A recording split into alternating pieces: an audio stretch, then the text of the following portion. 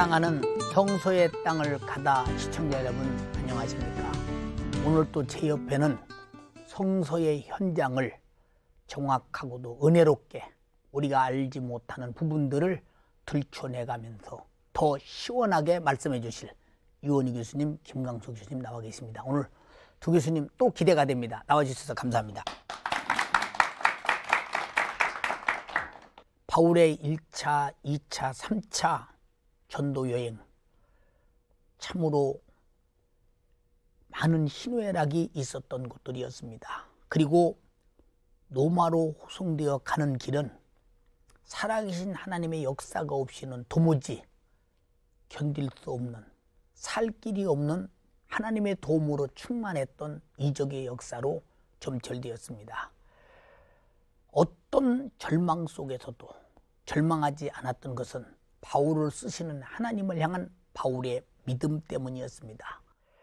우리가 바로 또다시 하나님의 능력과 이적이 충만했던 곳, 바울이 그곳에서 하나님은 이런 분이라고 보여줬던 곳, 바로 저 말타 공화국 작은 섬 멜리데입니다. 그곳으로 가보시겠습니다.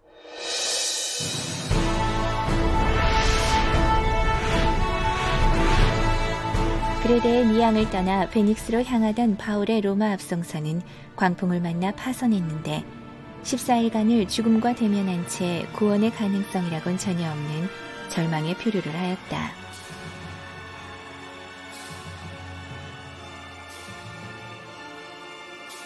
그러다 겨우 만난 한 섬이 지중해 시칠리아 섬의 남쪽에 있는 현재 몰타 공화국 멜리데 섬이었다.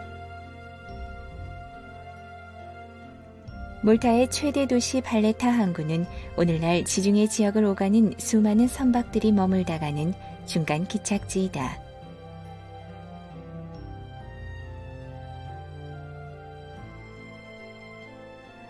발레타시에서 섬 북서쪽으로 달리면 바울을 태운 배가 난파를 당해 기착한 섬이 있는데 이 섬이 풍랑 중인 바울 일행에게 구원처럼 나타났던 것이다. 바울은 이곳에서 섬 주장 보블리오에게 후한 대접을 받고 열병에 걸린 그의 부친을 안수하여 치료했다. 이 교회는 보블리오가 바울을 대접해 준 것을 기념해 세웠다고 한다. 또한 이곳에는 독사에게 물린 바울이 전혀 상하지 않은 사건을 담은 바울 기념교회가 있다.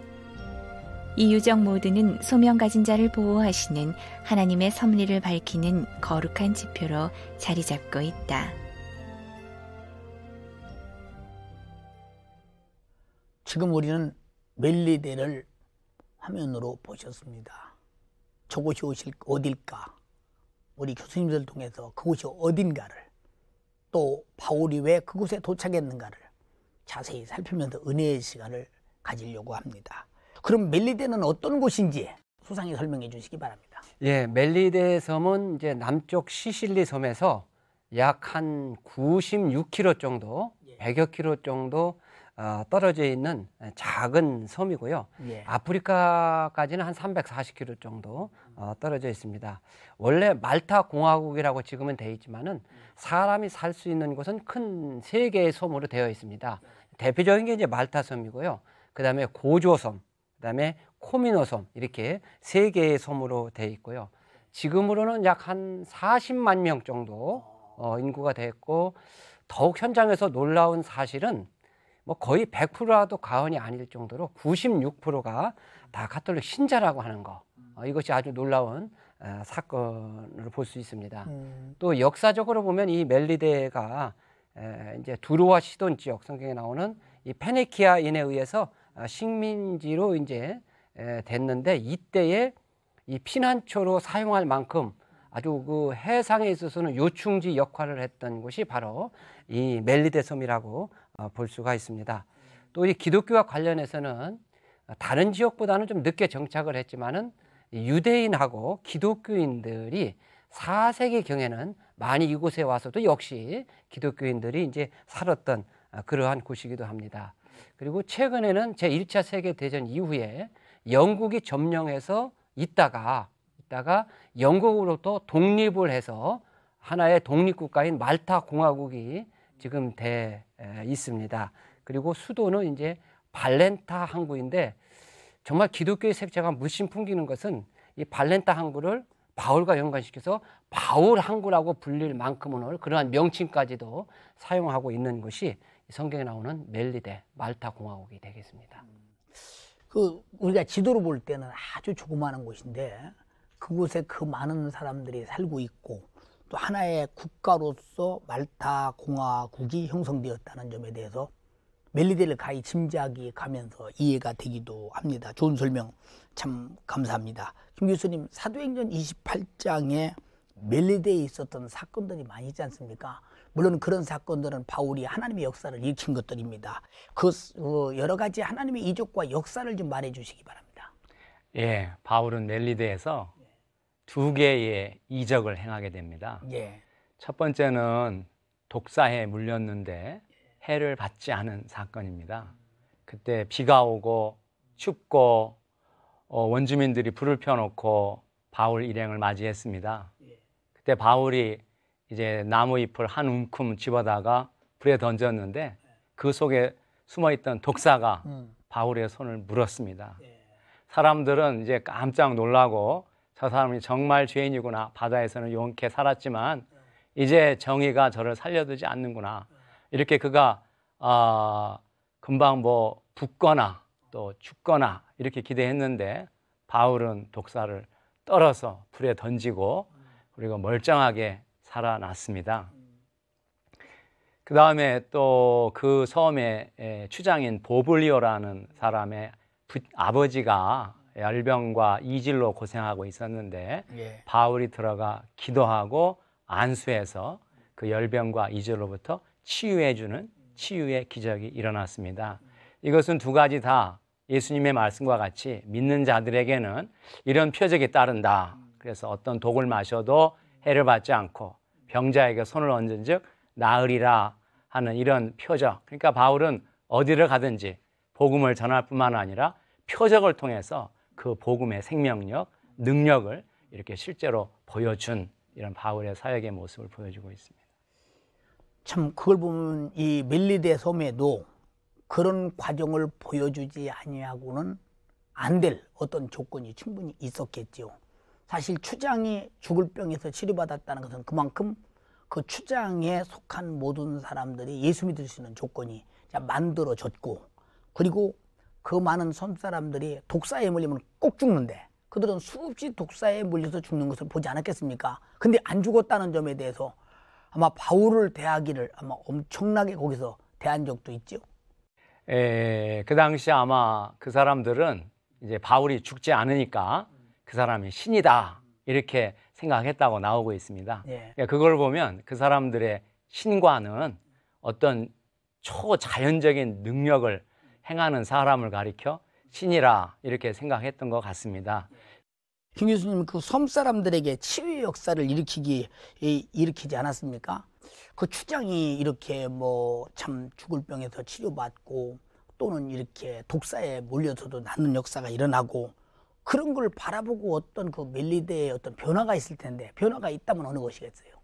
예, 그런 하나님의 역사가 일어나면 반드시 그 사람들 속에 큰 변화가 일어나는 것을 또 이 사건에서 보여주고 있습니다. 그래서 추장의 아버지가 기적적으로 치유받고 또 독사에 물려도 죽지 않고 하는 이런 하나님의 능력의 역사가 나타나니까 이제 그 원주민들이 바울과 그 일행을 대하는 태도가 굉장히 달라졌습니다. 그래서 굉장히 공손하게 예의로 대우하고 또 그들이 떠날 때 이제 쓸 것을 많이 배에다 실어주는 이런 변화의 모습을 보여주고 있습니다. 이걸 볼 때 하나님의 역사가 없었던, 하나님을 모르고 또 예수 그리스도의 복음이 없던 사람들 속에 이렇게 능력의 역사가 나타나면 그들이 비록 믿었다는 말은 나오지 않지만 하나님에 대한 인식도 달라졌을 것으로 보이고 또 하나님의 종들에 대한 태도도 달라져서 이렇게 존경을 하고 공경하고 또 대우가 달라지는 이런 변화의 모습을 보여주고 있습니다. 우리가 이번에는 멜리데의 섬에 오기 전 들렸던 아름다운 섬 사모를 가보시겠습니다. 그 사모는 어떤 곳일까요?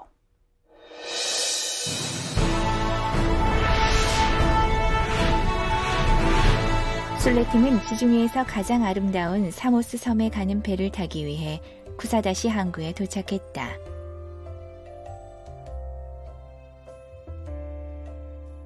터키 에베소에 있는 쿠사다시는 전형적인 선박들의 경유지로 지중해권 지역을 여행하는 관광객들이 그리스로 넘어갈 때 반드시 거쳐야 하는 관문이다.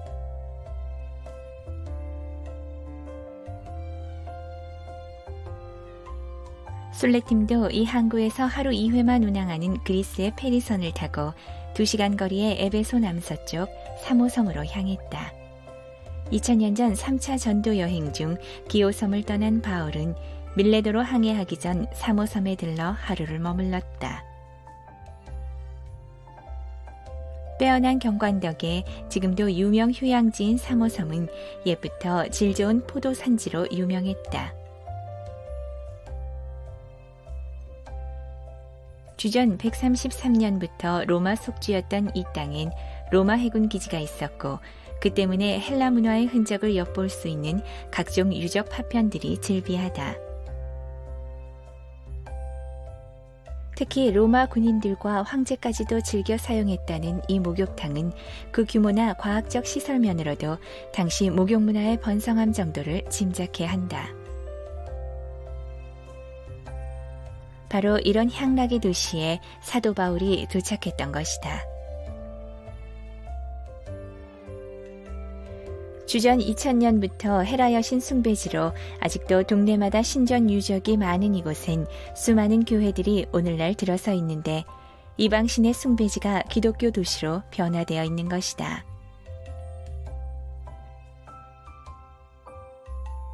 그리고 이 섬의 많은 수도원 묘지들마다 가득한 수많은 십자가들. 이것은 2000년 전 우상 숭배의 도시에 바울의 도착이 남긴 선명한 결실이다. 여러분은 지금 사모섬을 보셨습니다. 우리가 이렇게 보면서 그곳에 어떤 일이 일어났을까? 성경에는 기록되어 있습니다. 오늘 교수님들과 함께 그곳의 사정을 알아보겠습니다. 이원희 교수님, 그 사모섬은 사도행전 20장에 이렇게 나오거든요. 이곳은 어떤 섬인지 좀 자세히 설명해 주세요.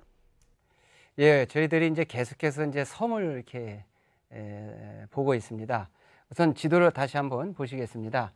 여기 보면은 로도 섬이 있고요. 그 위에 이게 이제 사모스 섬인데 이렇게 글씨 표시는 안 돼 있지만은 그 위치가 바로 여기가 되겠습니다. 그 다음에 그 위에 또 잘 안 보이지만은 기호섬이 되겠고요. 그 다음에 이제 뭐 미둘레네, 그 다음에 여기 사모드라게 이렇게 섬들이 계속 있습니다. 근데 바울 사도는 바로 이 사모섬 바로 위에 기호섬을 떠나서 사모섬을 지나서 밀레도를 거쳐서 이제 이렇게 돌아오게 됩니다. 그러니까 기호섬하고 로도섬 사이에 바로 이 사모섬이 위치하고 있어요. 지도에서 보시는 것처럼 이 사모섬은 이 터키의 이 본토하고 이곳하고 불과 1.6km, 그러니까 아주 가깝죠. 그런데 여기서부터 그리스의 수도인 아테네까지는 이게 278km나 됩니다. 그럼에도 불구하고 사모스 섬은 오늘날 그리스 섬이에요. 그러니까 터키 입장에서 보면은 1.6km밖에 안 되지만 이것이 바로 이제 그리스에 속해 있는 섬이 바울이 전도여행 때 들렸던 바로 이게 사모스 섬이다라고 하는 것이고요.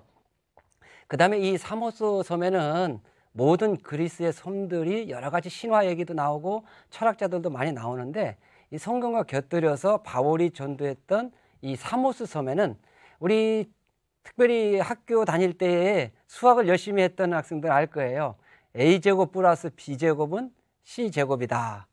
여기서 기억하시는지 모르겠습니다. 이게 피타고라스 정리인데요. 바로 바울이 들렸던 사모섬은 피타고라스 고향입니다. 그 남쪽에 보면 피타고리온 항구라고 돼 있고 거기에 보면 동상도 또 직각삼각형 동상이 있는 그러한 곳을 바로 이제 바울 사도가 이제 했던 곳이고요. 이곳의 유적으로는 이제 항구에 그 물을 공급했던 기원전 500년 경에 있는 그 지하 수로가 있고요. 또 그다음에 우리 여성분들은 헤라 화장품이 있을 거야. 그 헤라 신전이 있는 그러한 곳이기도 합니다. 김 교수님, 바울의 1차, 2차, 3차 그 전도 여행은 뭐 기도로 이어졌다. 왜냐하면 항상 위협과 고통과 어려움과 죽음과 이런 사건이 따르기 때문에 하나님을 의지하지 않고는 안 되는 그런 상황이었기 때문에 아마 바울은 기도하는 일이 가장 아마 바울에게 생애에 절대적이라고 이렇게 생각했으리라고 생각됩니다. 근데 그 바울의 기도하는 삶이 어떻게 나타났는지 그 점에 대해서 좀 설명해 주시겠어요? 예. 지금 바울이 여행한 이런 장소를 쭉 보고 있지 않습니까? 예. 그는 아주 이렇게 광대한 지역을 선교할 때 죽을 고비를 수없이 넘기면서도 그렇게 열정적으로 또 확신 있게 복음 역사를 감당했습니다. 근데 그러하여금 그렇게 열정적으로 광활한 지역을 선교하게 할 수 있었던 원동력은 그의 기도 생활에 있었습니다. 예. 사도행전에도 보면 그가 기도했다는 말이 여러 곳에서 나오고 있습니다. 그가 처음 다메섹에서 부활의 주님을 만났을 때 다메섹에 들어가 기도하고 있었는데 그때 아나니아를 만나 주님의 소명의 음성을 듣게 됐습니다. 예.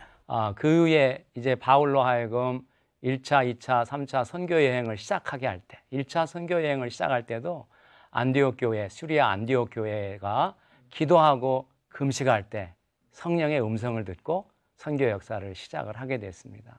그래서 그의 선교의 사역 전체가 다 그런 기도하는 모습을 보여주고 있습니다. 특별히 2차 선교 여행 때 이제 그가 익숙했던 아시아 지역을 떠나서 마케도니아, 유럽 지역에 갔을 때 정말 낯설고 막막하고 아는 사람 없고 또 언어나 문화가 다른 이런 사람들 속에 들어가서 설교한다고 할 때 정말 막막했었는데 그때도 기도처를 찾아서 강가에 나갔다가 전도해서 루디아를 만나는 이런 체험도 있었고요.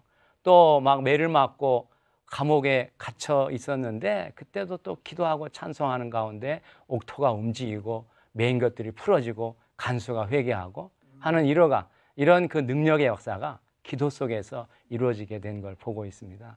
또 에베소를 중심으로 3차 선교 여행을 할 때도 그가 그렇게 큰 능력의 역사, 하나님의 말씀을 담대하게 전파하고 또 그런 그 기적의 역사를 감당할 수 있었던 것도 마찬가지. 기도하는 속에 주님의 계시의 음성을 직접적으로 듣고 또 그런 속에서 확신을 가지고 복음을 전파한 이런 것들이 다 그의 기도 속에서 이루어지는 하나님의 능력의 역사의 모습을 보여주고 있습니다. 우리 교수님 말 들어보니까 사도 바울은 역시 기도의 사람이다. 그래서 하나님을 배경으로 하나님을 능력으로 하나님의 음성을 쫓아서 그 해냈던 모든 일들이 하나님의 역사 속에 나타난 그 아름다운 역사가 바로 기도를 통해서 나타난 것이었다. 이렇게 생각하면서 기도가 절실히 필요하기도 합니다. 사실 우리 김강석 교수님도 학교에서 이제 기도의 교수님, 학생들을 데리고 정오 때마다 기도하시고 그러시는데 아마 기도 속에서 많은 경험과 체험 속에 나타난 그 기도의 필요성을 오늘 말씀해 주시는 데 대해서 참 너무 참 부럽기도 하고 또 존경스럽기도 합니다. 바울의 1차, 2차, 3차 그 전도 여행을 우리 간단하게 좀 평가해 주시고 그리고 오늘날 우리에게 주는 교훈이 있다면 무엇인지 좀 말씀해 주시겠어요? 예, 그 바울의 그러한 3차에 걸친 선교 활동을 볼 때요. 이제 근본적으로는 성령이 그 선교 역사를 시작하게 하시고 주도하게 하시고 또 그런 모든 능력의 역사를 감당하게 하셨다는 것을 보여주고 있습니다. 네. 그래서 선교의 역사는 성령의 역사다. 이렇게 한마디로 말씀드릴 수 있겠고요. 또 그러한 성령의 역사를 감당하기 위해서 사도 바울이 정말 기도하면서 성령의 인도하심이 어디에 있는지 내가 원하는 것과 성령의 원하는 것이 어디에 있는 것인지 분별하려고 굉장히 노력했던 것을 보여주고 있습니다. 또 그는 그러한 성령의 역사를 기도 속에서 조금 전에도 말씀드렸지만 기도 속에서 주님을 만나고 계시의 음성을 듣고 두려워 말라 내가 너와 함께 하니까 입을 벌려 담대하게 말하라 이런 주님의 음성을 직접적으로 듣거든요. 그래서 정말 그 바울의 깊은 영성과 또 기도 속에서 주님을 체험하고 나타내는 복음의 생명력을 볼 수가 있습니다. 이런 걸 볼 때 오늘날 그리스도인들이 또 또 오늘날의 교회도 얼마든지 사도 바울과 같은 그런 능력의 역사를 감당할 수 있다, 이렇게 말씀드릴 수 있겠고요. 그렇지만 그렇게 하기 위해서는 오늘날 우리도 정말 겸손하게 무릎 꿇고 기도하면서 성령의 음성이 어디에 있는지, 성령께서 원하시는 것이 무엇인지 이거를 분별하고 적극적으로 순종해 나가는 이런 믿음과 순종이 필요하다, 이런 교훈을 말씀드리고 싶습니다. 이제 모든 그 어려움을 당하고 힘든 분들에게 지금 교수님의 말씀에서 답이 나왔네요. 예수님께서도 사도행전 1장에 성령이 임하기 전에는 예루살렘을 떠나지 마라, 성령이 임하시면 권능을 받고 가라, 이렇게 말씀하셨기 때문에 성령과 더불어 출발하는 것은 주님의 지상명령이고 또 당연히 해야 될 일이기 때문에 바울은 그 점에서 예수님의 말씀을 시작부터 잘 지키면서 성령으로 시작해서 성령으로 마감한다, 그것이 바로 기도였다 하는 점에 대해서 많은 교훈이 되며 우리에게도 그런 그 명령과 그런 뜻이 전달해지는 것 같습니다. 오늘 두 교수님의 말씀을 들으면서 바울의 전도 여행이 참 이렇게 은혜스럽고, 그러나 한편 우리도 그렇게 살아야 되겠다는 각오와 결심, 그러나 이 결심이 이루어지기에는 기도가 필요하다는 점 다시 한번 새삼스럽습니다. 우리 방청객의 질문을 받아보겠습니다. 네, 이 교수님께 여쭈어보겠습니다. 멜리데에는 바울과 관련된 것들이 얼마나 있는지 궁금합니다. 우리 멜리데에서 쭉 이제 대화를 나눴는데요. 그 곳곳마다 다 기념교회가 세워졌어요. 바울이 풍랑을 만나서 도착했다고 하는 곳에는 바울 동상이 서 있고요. 그 다음에 도착해서 뱀에 물렸다고 하는 곳에는 뱀에 물려서 나은 것을 기념하는 바울 피난교회가 있고, 또 그 다음에 보블리오를 만났다고 하는 곳에는 그 보블리오를 만난 것을 기념하는 기념교회가 있고, 또 바울이 도착했다고 하는 곳에는 바울만이라고 하는 이름을 사용하고 있고, 항구 역시 바울 항구라고 하는 그러한 그 이름을 사용하고 있고, 이렇게 많은 그러한 바울과 관계된 유적이 있는 곳이 바로 멜리데 섬입니다. 김 교수님께 여쭤보겠습니다. 이와 같은 바울의 선교 활동을 볼 때 그는 정말로 놀라운 사역을 감당했는데, 바울을 한마디로 표현한다면 어떤 사람으로 말할 수 있습니까? 네, 바울을 한마디로 표현한다면 그는 확신의 사람이었고, 열정의 사람이었고, 또 꿈의 사람이었습니다. 그는 무엇보다도 예수 그리스도 복음에 대한 깊은 깨달음과 확신을 갖고 있었습니다. 또 이 복음 전파해야 되겠다고 하는 터철한 사명감과 뜨거운 열정을 가지고 있었습니다. 또 그는 계속해서 비전과 꿈을 향해서 도전해 나가는 그런 비전과 꿈의 사람이었고, 이러한 바울이 되게 만들었던 그 출발점과 원동력은 살아계신 주님과 직접적으로 만나는 다메섹의 체험에 있었습니다. 오늘 두 교수님이 이렇게 말씀 나누면서 참 많은 은혜가 됐습니다. 특별히 지금까지 참 감동적이고 은혜로운 말씀을 해주셨던 김광수 교수님께서 오늘로 진행을 마무리하게 된 데에 대해서 참 저는 개인적으로 또 시청자들도 마찬가지로 많이 아쉽습니다. 이렇게 좋은 그 영적인 해설, 그리고 우리가 꼭 들어야 할 필요성 있는 말씀, 복음을 또 탁월하게 이해해 주시는 이해력, 참 감동됐습니다. 저는 물론이고 많은 시청자들도 서운하게 생각할 것입니다. 오늘 시청자들에게 또 마무리 지면서 당부의 말씀이 있으시다면 한 말씀 해주시기 바랍니다.